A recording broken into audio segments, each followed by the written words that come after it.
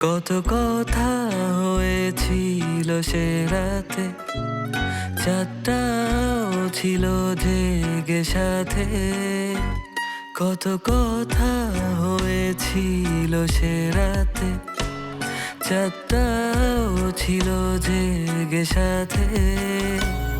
তবু কি হয়েও যেন কিছুই না হয়, তাই আমি ভুলে গেছি হারানোর ভয়। জোছনা মাখাই রাতে, চলো ভেসে যায় একসাথে, অসীম অনন্তকালে। চায়ের দোকানে দাঁড়ায় ছিল, রাস্তায় হুট করে দেখা হয়ে গেছে। তোর খবর নিচ্ছিল। আমার মনে হয় কি জানো আপা, সাবিত ভাই তোমাকে পছন্দ করে। আমি সব কিছু জানি ভাইয়া, আপনি আমার মামলাটা নিয়ে অনেক দৌড়াদৌড়ি করছেন। আমি অনেক কিছু শুনেছিও। আজকে এই উকিলের কাছে যাচ্ছেন, কালকে ওই উকিলের কাছে যাচ্ছেন, আপনাকে বারবার থানায় দৌড়াদৌড়ি করতে হচ্ছে। আপনি নিজে থেকে যখন আসলে বলেছেন আমার মামলাটা আপনি নিজে টেক কেয়ার করবেন, আমার তখন খুব মনে হয়েছে যে আমার আপনার সাহায্যটা খুব দরকার। তোমার মনটা দেখে আমি তোমাকে ছাড়া আর অন্য কিছুই চাই না। তারপরেও যদি তোমার মনে হয় যে আমি স্বার্থের জন্য তোমাকে ভালোবেসেছি, তাহলে ইটস ফাইন, আমি চলে গেলাম। আরে sorry, I am really sorry. আসলে দেখো, তুমি ভালো করে জানো যে আমার জীবনটা স্মুথ না। জীবন অনেক চড়াই উতরাই পার করে আমি এই জায়গাতে এসেছি। তাই আমি সহজে মানুষকে বিশ্বাস করতে পারি না। আর তোমার মতো মেয়ে যখন আমাকে ভালোবাসে, তখন আমি আরও কনফিউজড হয়ে যাই। ঠিক আছে, থাকো তুমি তোমার তো কনফিউশন নিয়ে। যে মানুষ ভালোবাসার শুরুতে আমাকে অবিশ্বাস করে, সেই মানুষের সাথে আমি কোনো সম্পর্ক রাখতে চাই না। হ্যাঁ, ব্যাপারটা অবিশ্বাস না। এই তো তুমি আমার কনফিউশন দূর করে দিয়েছো তোমার কথা দিয়ে। I am sorry. ঠিক আছে, কিন্তু পরবর্তীতে যদি আমাকে নিয়ে এরকম সন্দেহ পোষণ করো না, তাহলে কিন্তু আমি তোমার সঙ্গে কোনো সম্পর্কই রাখবো না। আচ্ছা, তুমি তো আমাকে ভালোবাসো, তাই না? আমিও তোমাকে পছন্দ করি। তাই আমার মনে যে কনফিউশনটা ছিল সেটা আমি তোমার সাথে অনেস্টলি শেয়ার করলাম, দ্যাটস ইট, আর কিছু না। প্লিজ মাইন্ড করো এরপর থেকে আর সন্দেহ করবে না। না। যদি করো তাহলে কিন্তু আর যোগাযোগ রাখবো। সত্যি? তাহলে যখন যোগাযোগ রাখতে হবে না, তখন সন্দেহ করা শুরু করে দেবো। আচ্ছা শোনো, চলো আজকে ডিনার করি একসাথে। তোমার সময় হবে? তোমার জন্য সময় আমার সবসময় হবে। ঠিক আছে, ওকে, চলো। কি ভাই, একটা জিনিস আপনি কখনো খেয়াল করে দেখছেন? অনেক মানুষ রাজনীতিটাকে কত সাদামাটা ভাবে সহজ মনে করে, আসলে কিন্তু অতটা সহজ না রাজনীতি করা। বাইরে থেকে দেখলে মনে হয় রাজনীতি মানে হচ্ছে বক্তৃতা, ভাষণ, জনসমাবেশ, মিটিং, মিছিল, ব্লা ব্লা ব্লা। অথচ একটু যদি ভেতরে তাকানো যায়, তাহলে বোঝা যায় একটা রাজনীতিবিদের রাজনীতির মাঠে যে জার্নিটা করতে হয় তা কতটা কষ্টের, কত টানা পড়েন, কত গল্প লুকায় থাকে এটার পিছনে, তাই না? একদম একদম তুমি ঠিক বলছো। রাজনীতিক খেলাটাই এরকম, বুঝছো? যারা রাজনীতি করে, তুমি তো রাজনীতি করো, তোমরা তো ভালো বুঝো। ওদের মাথায় একটা প্ল্যান থাকে যে কাকে সামনে আগাতে হবে, কাকে পিছনে রাখতে হবে, কাকে চাপে রাখতে হবে, কাকে দমিয়ে রাখতে হবে। এই যে একটা হিসাব, কঠিন একটা হিসাব, কঠিন। সেটাই, এটা কিন্তু খুব সহজ নয়। যে আমরা যারা রাজনীতি করি তারা আমরা অনেক কথাই বলি, অনেকভাবেই চলি, কিন্তু দিন শেষে আমরা বুঝি আমাদের কতটা ত্যাগ স্বীকার করতে হয়। এটাই তো রাজনীতির আসল পরীক্ষা। রাজনীতিতে মানুষের আশা যেমন বড়, অভিযোগটাও তেমনি বড়। কেউ যদি এই চাপটা নিতে না পারে, তাহলে এই পথে টিকে থাকা মুশকিল। আমার মাঝে মাঝে মনে হয় কি জানেন বড় ভাই, মানুষ কি আসলে শুধু ক্ষমতার কারণেই রাজনীতিটা করতে আসে, নাকি সত্যি সত্যি ভেতর থেকে চায় মানুষের, সমাজের উন্নয়ন করতে? দুটোই। কেউ ক্ষমতা প্রভাব খাটানোর জন্য আসে, কেউ মানুষের সেবা করার জন্য আসে। কিন্তু রাজনীতিতে আসার পর কিছু কিছু মানুষের ইচ্ছা বদলে যায়। এটা ভালো বলছেন। এই জন্য আমারও মাঝে মাঝে ভয় লাগে আসলে, বুঝছেন ভাই। কারণ দেখেন, আমি অনেক মানুষ দেখেছি যারা ফেয়ারলি রাজনীতি করতে আসছে, একদম সঠিকভাবে, সাদা মনের, সৎ মানুষ, কিন্তু রাজনীতিতে ঢোকার পর কয়েক মাস বা কয়েক বছরের ব্যবধানেই তারা চেঞ্জ হয়ে যায়। তারা ভুলে যায় তাদের সততা, তারা ভুলে যায় তারা কি প্রতিজ্ঞা নিয়ে এসেছিল রাজনীতি করতে, তখন শুধু তারা নিজের আখের গুছানোতে ব্যস্ত হয়ে যায়। ভয় লাগে ভাই, কারণ আমি নিজেও তো রাজনীতি করি, আমি নিজেও না এমনটা হয়ে যাই। এই বদলে যাওয়াটা সময়ের প্রয়োজন থেকেও আসে, কারণ রাজনীতিতে তুমি যদি সবার সাথে সহজ হয়ে থাকো, মানুষ সেই সুযোগটা নিতে চায়। তাই মানুষ নিজের চারপাশে একটা শক্ত খোলস তৈরি করে রাখে। মাঝে মাঝে ভাবি কি জানেন, এই যে খোলসের কথা বললেন, এই খোলসের ভিতর থাকতে থাকতে মানুষ তার ভেতরের আসল মানুষটাকে না হারিয়ে ফেলে, তখন তো আর সমাজের জন্য কাজ করতে পারবে না, তাই না? পারে, যদি সে নিজের শুরুটা ভুলে না যায়, যদি সে মনে রাখে কেন সে এই পথে এসেছিল। যদি মানুষ তার উদ্দেশ্য ভুলে যায়, তখন মানুষ ক্ষমতার লড়াইয়ে মেতে ওঠে। আপনি এভাবে বললে না সত্যি খুব অনুপ্রাণিত হই, জানেন বড় ভাই।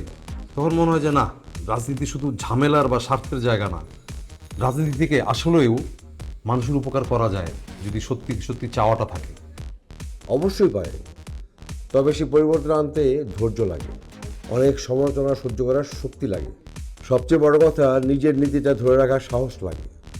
আমি জানি না আমি কখনো এই পথে হেঁটে সফলতার সাথে গন্তব্যে পৌঁছতে পারবো কিনা, তবে মাঝে মাঝে মনে হয় পথটা অনেক পিচ্ছিল, অতটা সহজ নয় সফলতার দিকে হেঁটে যাওয়া।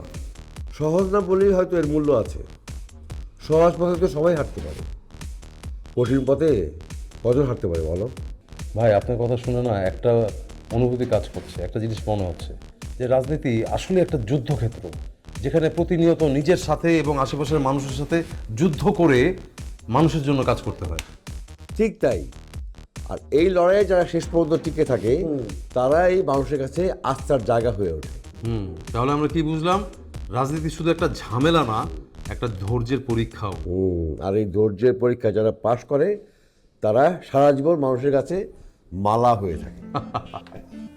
আচ্ছা টিউ ভাই, আজকে আমরা একসাথে লাঞ্চ করবো, হ্যাঁ? আমি বাসায় বলে দিচ্ছি আমার খাবার পাঠাচ্ছে, আর যাওয়া যাবে না, আপনি থাকেন, আরও কথা আছে আপনার সাথে। ছোঁয়া না, মামলা কেমন চলছে তোমার? তো আপনি আমার নাম্বার কোথা থেকে পেলেন? আর বলা নেই ক নেই, যখন তখন আমার নাম্বারে ফোন দিয়ে আপনি আমাকে জ্বালাতন করছেন। আরেকটা কথা আমি আপনাকে পরিষ্কার করে বলতে চাই, আপনি এলাকার মানুষকে যেভাবে ধমক দিয়ে কথা বলেন, আপনার ক্ষমতা দেখান, আপনি যদি মনে করেন যে আপনি আমার সাথেও সেম জিনিস করবেন, সেটা কিন্তু হবে না। আমি রাজনীতির মানুষ না, কিন্তু আমার একটা আত্মসম্মান বোধ আছে, আর আমি আমার আত্মসম্মান বোধ নিয়ে চলতে পছন্দ করি। তুমি কি বলছো সেটা কি বুঝে শুনে বলছো? আমি এলাকার লোক, তোমার নাম্বার পাওয়াটা আমার জন্য এমন কোনো কঠিন কিছু না। আর মামলার কথা বললে না, তুমি যা মামলা করেছো সেই বিষয়টা আমি খুব ভালোভাবেই জানি। ইভেন তুমি কোথায় কোথায় যাচ্ছ সেই বিষয়ে আমার যথেষ্ট পরিমাণের আইডিয়া আছে। এটা এমন কোনো কঠিন কিছু না। আরেকটা ব্যাপার, রাজনীতি নিয়ে ঝামেলা করলে অনেক সময় পরিস্থিতিটা কিন্তু নিজের নিয়ন্ত্রণে থাকে না, বিষয়টা মাথায় রাখতে হবে। মামলাটা আমি আমার শখের বশে করিনি, আমার সাথে যে সিচুয়েশনটা হয়েছে সেটার ভিত্তিতে আমি মামলাটা করেছি।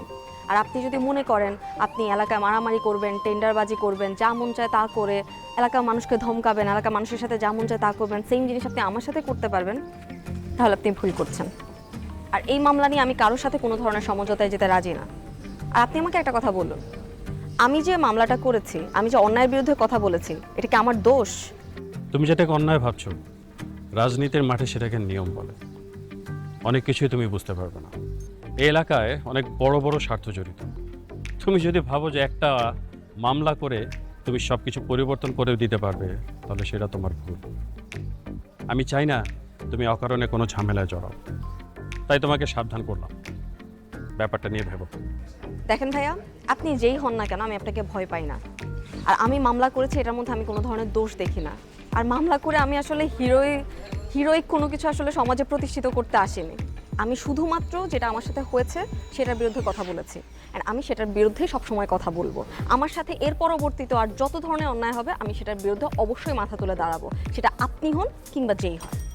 আর আপনি যে বারবার স্বার্থের কথা বলছেন, এই যে আপনি মানুষের জায়গা জমি দখল করেন, বাড়িঘর দখল করেন, এইগুলো কি একটা মানুষ করতে পারে? একটা স্বার্থপর মানুষের মতো আপনি যে মানুষের সাথে এই ধরনের আচরণগুলো করেন, এগুলো কোন ধরনের রাজনীতি আমাকে বলেন?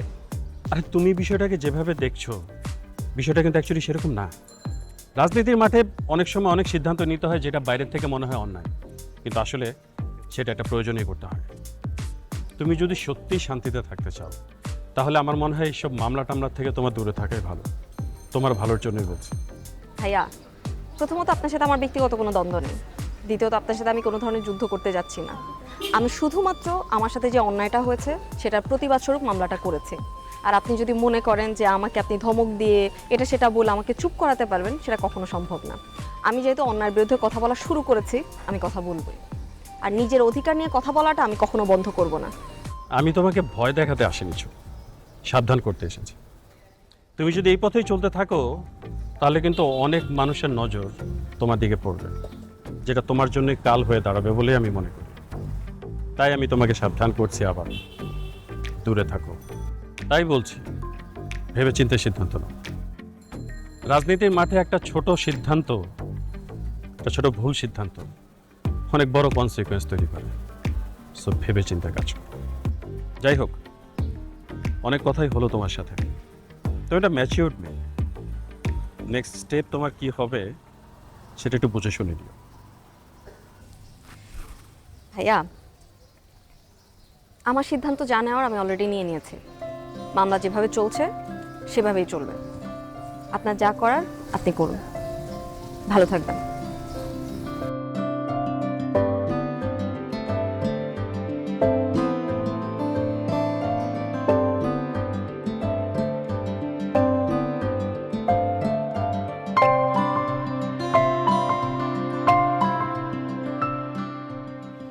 কিরে, কি পড়তেছিস?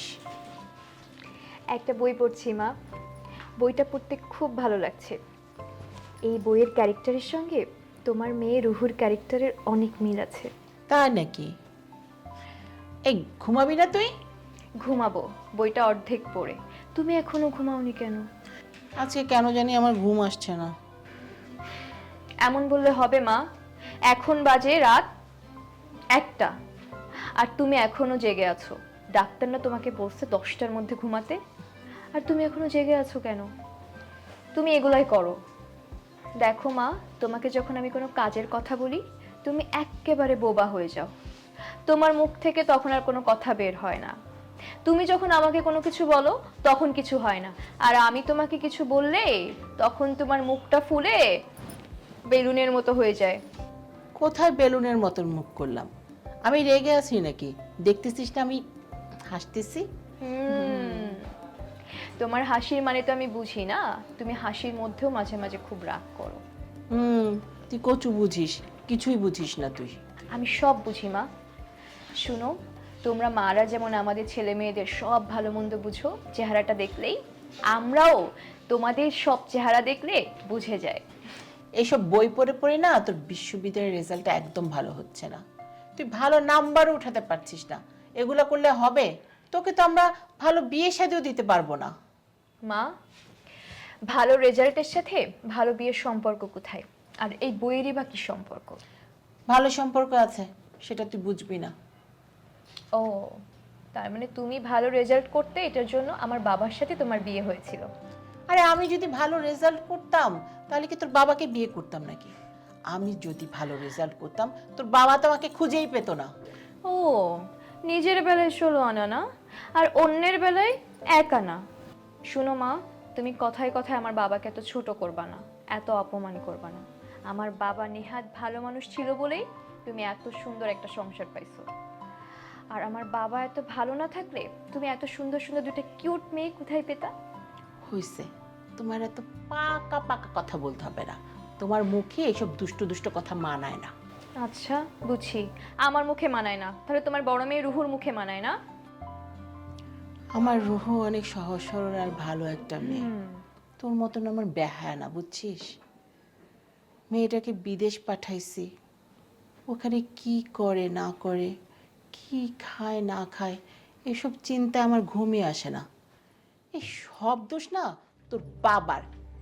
এই লোকের কথার জন্যই আমার মেয়েটাকে আমি এত দূরে পাঠাইছি। কেন রে বাবা, দেশে কি লেখাপড়া হয় না? কেউ কি ডাক্তার ইঞ্জিনিয়ার হয় না এই দেশে? বলতো। আবার মা, তুমি আবার বাবার পিছে লেগেছো। আর তোমার সারাক্ষণ কেন রুহুর কথা বললে মনটা খারাপ হয়ে যায় বলো তো? রুহু রুহু রুহু। ভালো হইছে, তুমি এখন যাও, নিজেকে এখন ঘুমায় পড়ো মা, যাও। তুই এসব বুঝবি না, মায়ের মন না। চা খাবি? না মা। তাহলে ঠিক আছে, তুই পড়, আমি ঘুমাতে গেলাম। ঠিক আছে, যাও তাড়াতাড়ি করে ঘুমায় পড়ো। তুই নিজেও তাড়াতাড়ি ঘুমা। গেলাম।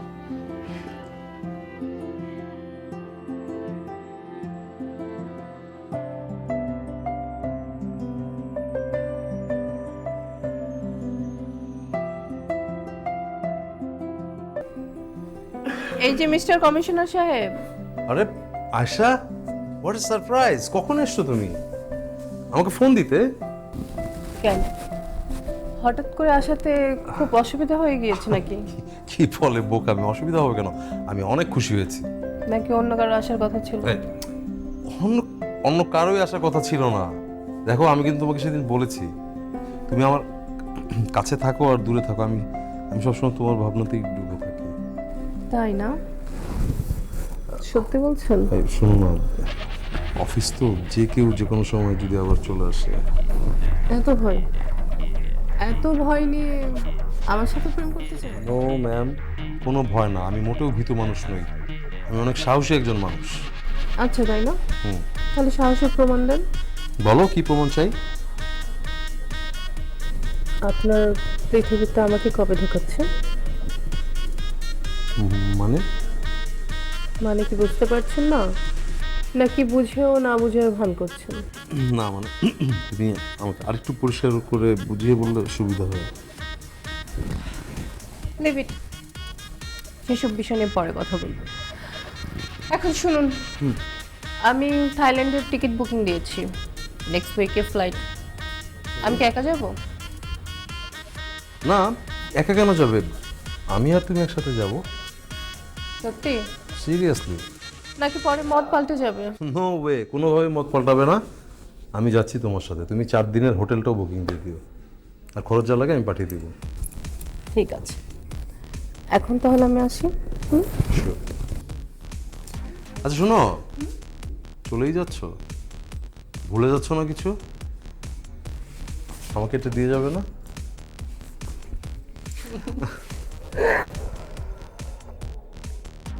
কি ব্যাপার, হ্যাঁ, এখন তোমার অফিসের লোকজন দেখবে না? দেখুক। আচ্ছা ঠিক আছে, যাও। এখন আসি। হ্যাঁ, ওকে, কথা হবে। বাই।